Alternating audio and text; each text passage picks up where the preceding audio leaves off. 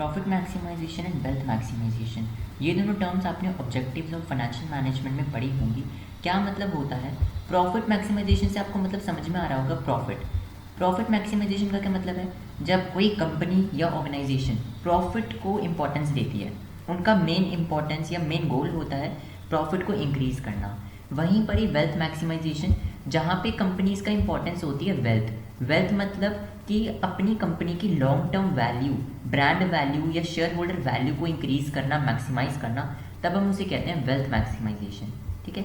Profit maximisation का मतलब होता है highest possible profit with in a given period. जब भी कोई कंपनी का फाइनेंशियल गोल होता है कि उन्हें हाईएस्ट पॉसिबल प्रॉफिट अर्न करना है एक गिवन पीरियड में, चाहे वो कैसे भी हो, चाहे वो रेवेन्यू स्ट्रीम इंक्रीज़ करके हो या अपनी कॉस्ट को डिक्रीज़ करते के हो या दोनों का कॉम्बिनेशन लेके हो। ये एक ट्रेडिशनल अप्रोच है जो बहुत टाइम से चलती आ रही है, क्योंकि बहुत सारी कंपनीज आजकल, और आपने पुरानी देखी होंगी तो सारी कंपनीज ऑलमोस्ट प्रॉफिट पर ही रिलाई करती हैं। क्या इंप्लीकेशंस रहता है प्रॉफिट मैक्सिमाइजेशन का? शॉर्ट टर्म फोकस, ये शॉर्ट टर्म पे फोकस करती है। ठीक है। अगर हम कंपैरिजन करें वेल्थ मैक्सिमाइजेशन पे, हम इसको आगे भी पढ़ेंगे, बट वेल्थ मैक्सिमाइजेशन का आपको जहाँ तक पता चला है कि वो लॉन्ग टर्म वैल्यू या ब्रांड वैल्यू पे फोकस करती है। बट प्रॉफिट मैक्सिमाइजेशन जो कंपनीज होती हैं वो बिल्कुल शॉर्ट टर्म फोकस करती हैं, क्योंकि उनका मेन गोल होता है कि उन्हें बस प्रॉफिट्स अर्न करने हैं। ठीक है। अब वो प्रॉफिट अर्न किस तरीके से भी हो, चाहे क्वालिटी को रिड्यूस करके हो, चाहे अपने एम्प्लॉयज़ की वेजेज या सैलरी को डिक्रीज़ करना हो, या रिसर्च एंड डेवलपमेंट को नेग्लेक्ट करके एक ऐसे ही कोई प्रोडक्ट सेल करके हो। तो कंपनीज़ का जब मेन टारगेट प्रॉफिट होता है तो वो ये कोई भी चीज़ जो है कर सकती हैं, चाहे अपनी प्रोडक्ट की क्वालिटी रिड्यूस करे, चाहे एम्प्लॉयज़ की वेजेस या सैलरीज़ को डिक्रीज़ करे। ठीक है। तो इन सब से क्या होता है, इन सब से जो है कहीं ना कहीं बाकी स्टेक होल्डर्स में डिससेटिस्फैक्शन आ जाता है। ठीक है। आप कस्टमर्स को सेटिस्फाई नहीं कर पा रहे तो कंपनी बहुत ही शॉर्ट टर्म के लिए ही चल पाएगी, या आपके एम्प्लॉयज़ को सैलरी या वेजेस सही से नहीं मिल रहे हैं तो वो भी आपके लिए अच्छे से काम नहीं करेंगे।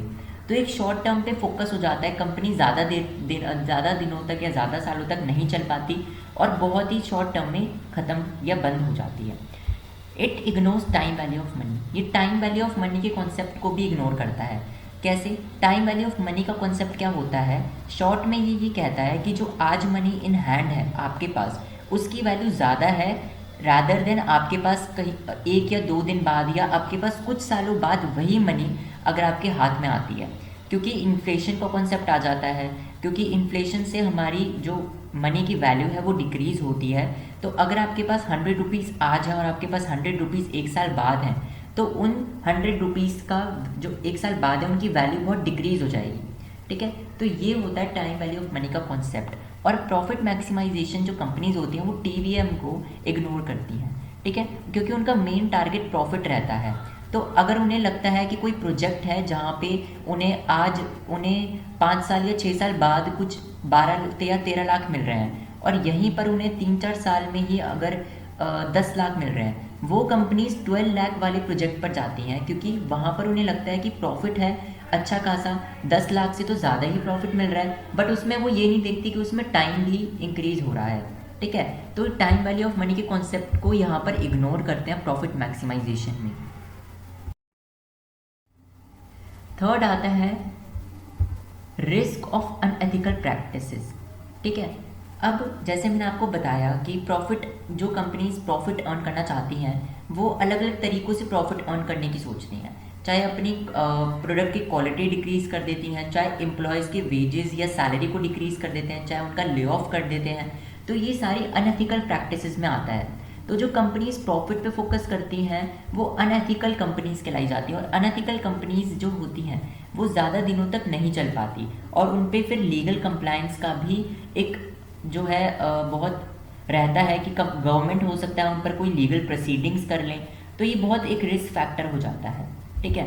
Then limited stakeholder consideration, जैसे कि मैंने आपको बताया प्रॉफिट मैक्सिमाइजेशन, प्रॉफिट किसके लिए होगा? प्रॉफिट अगर ज़्यादा बढ़ेगा तो वो ओनर्स के लिए काम आएगा। ठीक है। ओनर्स के लिए या शेयर होल्डर्स के लिए, और बाकी के जो एम्प्लॉयज़ हैं या कस्टमर हैं या सोसाइटी एज अ होल, बाकियों को नेगलेक्ट किया जाएगा। तो इसमें लिमिटेड स्टेक होल्डर कंसिडरेशन रहता है, बहुत ही ओनर्स या शेयर होल्डर्स पे ज़्यादातर फोकस किया जाता है और बाकी के एम्प्लॉयज़ हो गए या कस्टमर्स हो गए या सोसाइटी हो गई उन पर ध्यान नहीं दिया जाता। तो एक लिमिटेड कॉन्सेप्ट है। ठीक है। नेक्स्ट आता है वेल्थ मैक्सिमाइजेशन। मैंने आपको भी बताया वेल्थ मैक्सिमाइजेशन का क्या मतलब होता है, जब हम overall value of the business को इंक्रीज करते हैं लॉन्ग रन में। जो कंपनीज का मेन टारगेट होता है कि उन्हें अपनी कंपनी की ब्रांड वैल्यू को इंक्रीज करना है लॉन्ग रन में, ना कि सिर्फ कुछ प्रॉफिट्स की वजह से अपनी कंपनी की वैल्यू को डिक्रीज करना है। ठीक है, ये किस में मेजर होती है, शेयर होल्डर की वैल्यू। शेयर होल्डर की वैल्यू इंक्रीज होगी तो वेल्थ भी इंक्रीज होगा। स्टॉक प्राइजेज अगर इंक्रीज होंगे तो ज़्यादातर ब्रांड वैल्यू बढ़ेगी। फाइनेंशियल सस्टेनेबिलिटी रहेगी, फाइनेंशियल स्टेबिलिटी रहेगी, अच्छे से कैश फ्लोज होंगे तो इन्वेस्टर्स आएंगे तो भी एक वेल्थ मैक्सिमाइजेशन होगा। ठीक है, तो ये इस पर ज़्यादातर ध्यान रहता है। क्या क्या इम्प्लीकेशंस है इसके, लॉन्ग टर्म ग्रोथ स्ट्रैटेजी, ये लॉन्ग टर्म पे फोकस करता है। ये रिसर्च, इनोवेशन एंड एक्सपेंशन को ज़्यादातर एंकरेज करता है। ठीक है, अगर आप लॉन्ग टर्म में देखोगे, लॉन्ग टर्म में कंपनी को ब्रांड वैल्यू के लिए क्या करना पड़ेगा, उसे एक्सपेंशन करना पड़ेगा, उसे अपने प्रोडक्ट को अच्छा क्वालिटी का बनाना पड़ेगा, इनोवेशन करना पड़ेगा, रिसर्च करनी पड़ेगी। तो एक लॉन्ग टर्म फोकस करता है। ये चीज़ों से अपने आप एक कंपनी लॉन्ग टर्म पाथ पे जाती है। ठीक है, रादर देन इमीडिएट प्रॉफिटेबिलिटी पर जाने से अच्छा फाइनेंशियल स्टेबिलिटी पर ध्यान जाता है, रिसर्च, इनोवेशन एंड एक्सपेंशन पे।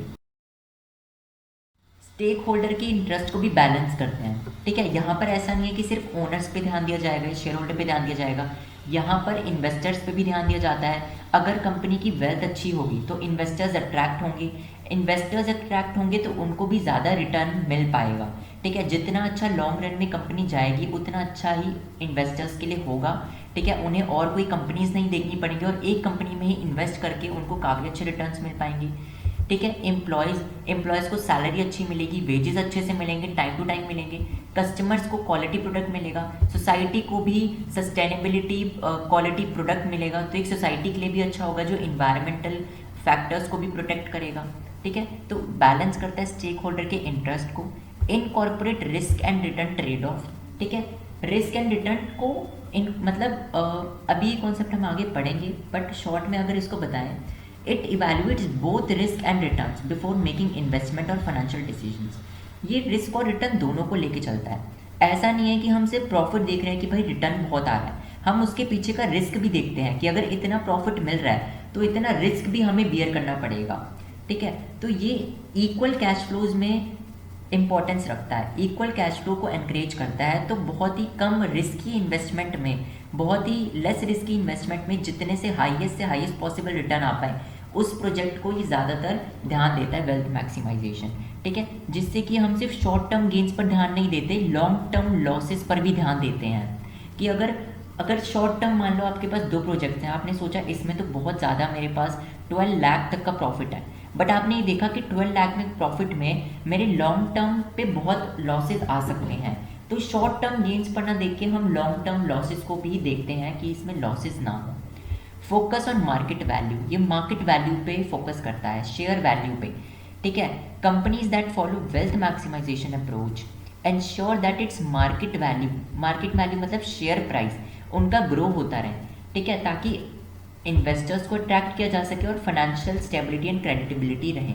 आपने देखा होगा जो भी कंपनीज के शेयर प्राइसेस बहुत ज़्यादा हाई होते हैं वो कंपनीज बहुत अच्छी चल रही होती है मार्केट में। तो यहाँ पर यही मतलब है, उनकी मार्केट वैल्यू अच्छी होती है, तो शेयर प्राइस अच्छा करने के लिए मार्केट वैल्यू पर ध्यान देना पड़ेगा। तो ये जो वेल्थ मैक्सिमाइजेशन का कॉन्सेप्ट है कि मार्केट वैल्यू पर ध्यान देता है उनके, ताकि शेयर प्राइसेस इंक्रीज हों तो ज़्यादा से ज़्यादा इन्वेस्टर्स, ज़्यादा से ज़्यादा लोग अट्रैक्ट हो सकें। अब आते हैं कि वेल्थ मैक्सिमाइजेशन क्यों अच्छा कॉन्सेप्ट है। ये क्वेश्चन आपके पेपर में आ जाता है कि कंपनीज क्यों प्रेफर करती हैं वेल्थ मैक्सिमाइजेशन को, या वेल्थ मैक्सिमाइजेशन क्यों अच्छा कॉन्सेप्ट है या क्यों फेवरेबल है wealth maximisation than profit maximisation. सबसे पहले तो इंश्योर करता है सस्टेनेबल ग्रोथ। ठीक है, जो भी वेल्थ मैक्सिमाइजेशन में कंपनीज फोकस करती हैं वो इन्वेस्ट करती हैं लॉन्ग टर्म प्रोजेक्ट्स में rather than short term profit making में। तो सस्टेनेबल ग्रोथ अपने आप आ जाती है। सस्टेनेबिलिटी मतलब कि लॉन्ग टर्म चीज़ों पर ज़्यादा एक इम्पैक्ट रहता है, ज़्यादा एक आय रहता है, तो वहाँ पर उनका प्रॉफिट भी बहुत इक्वली आता है। ऐसा नहीं कि शॉर्ट टर्म के लिए प्रॉफिट देखते हैं, इक्वल कैश फ्लो रहता है हर टाइम और एक सस्टेनेबल ग्रोथ रहती है, इंक्रीज होता रहता है, ग्रोथ डिक्रीज नहीं होता। एनकरेज करता है एथिकल प्रैक्टिसेस को। अभी मैंने आपको बताया social responsibility, transparency, ethical standards, ये सारी चीज़ें वेल्थ मैक्सिमाइजेशन में होती हैं। कस्टमर्स, एम्प्लॉयज़ सोसाइटी, इन्वेस्टर्स, हर कोई यहाँ पर एथिकली उनके लिए काम होता है। ऐसा नहीं है कि सिर्फ शेयर होल्डर्स या ओनर्स पर ही ध्यान दिया जाता है, ट्रांसपेरेंसी भी रहती है हर किसी में। एनहांस फाइनेंशियल स्टेबिलिटी, ये कैश फ्लो पे ध्यान देता है, फाइनेंशियल हेल्थ पे ध्यान देता है और रिड्यूस करता है रिस्क ऑफ बैंक्रप्सी और फाइनेंशियल डिस्ट्रेस। ऐसा नहीं होना चाहिए कि भाई शॉर्ट टर्म गेंस के लिए हम बहुत ज़्यादा लॉसेस बियर कर रहे हैं। तो ये फाइनेंशियल स्टेबिलिटी पर ध्यान देता है, steady cash flow, equal cash flow, ठीक है। अट्रैक्ट करता है इन्वेस्टर्स को, ठीक है, ये इन्वेस्टर्स को भी अट्रैक्ट करता है लॉन्ग टर्म। अगर आप देखोगे, अगर आप लॉन्ग टर्म विजन के साथ चलते हो तो बहुत सारे foreign as well as domestic investors आपकी कंपनी में इन्वेस्ट करेंगे। आपने देखा होगा शार्क टैंक में भी अगर बहुत सारे लोग होते हैं जिनका शॉर्ट टर्म गेन या प्रॉफिट में ध्यान रहता है, तो शार्क्स भी उन्हें कहते हैं कि लॉन्ग टर्म विजन लाओ, क्योंकि लॉन्ग टर्म से ही कंपनी अच्छी चल पाएगी। शॉर्ट टर्म गेन से कंपनी बहुत कम चलेगी और बंद हो जाएगी। तो यहाँ पर यही कॉन्सेप्ट है कि वेल्थ मैक्सिमाइजेशन क्यों अच्छा है, क्योंकि ये टाइम वैल्यू ऑफ मनी को कंसीडर करता है, इन्वेस्टर्स को अट्रैक्ट करता है, एथिकल प्रैक्टिसेस हैं इसमें, फाइनेंशियल स्टेबिलिटी इंक्रीज रहती है, स्टडी कैश फ्लो रहते हैं। तो ये सारे इसके बेनिफिट्स हैं, ठीक है।